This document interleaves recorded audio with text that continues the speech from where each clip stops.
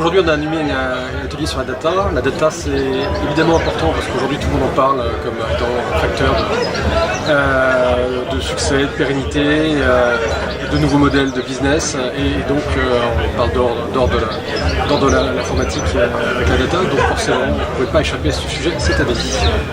Alors aujourd'hui, dans les thématiques qu'on a pu voir sur l'importance que peut avoir la data pour l'entreprise, le premier évidemment c'est la décision. Sans data, ce qui se mesure s'améliore, entre autres, et ça permet aussi au management de l'entreprise d'améliorer ses décisions ou de prendre des décisions. Et le deuxième sujet, c'est tout ce qui est nouveau business.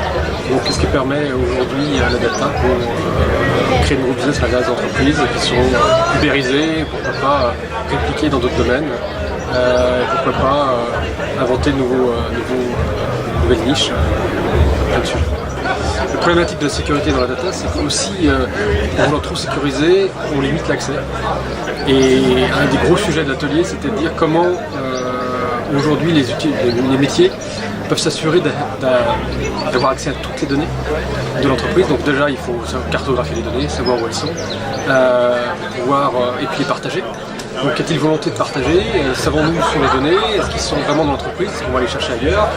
Est-ce qu'il y a des données dans le cloud qui elles appartiennent, etc. Donc on a pas mal de sujets autour de cette capacité à accéder aux données et parallèlement aussi les sécuriser parce qu'elles ont une valeur et puis avec les RGPD on a aussi une problématique de sécurité. Alors est-ce que on partage avec l'extérieur quand on est en entreprise et quand on est un fournisseur? Ça dépend. On a eu tout le spectre des réponses, aussi bien de ceux qui ne partageaient pas du tout, ceux qui partageaient un peu, ceux qui partageaient beaucoup. Alors ceux qui partageaient beaucoup, c'était plutôt les fournisseurs. Je crois qu'il y avait peut-être deux sociétés qui ont répondu vraiment beaucoup, et c'était deux fournisseurs. Tout le reste est vraiment étalé, ça dépendait des cas. Ça dépendait aussi du business. Il y a des business où forcément on partage, comme quand on présente des statistiques.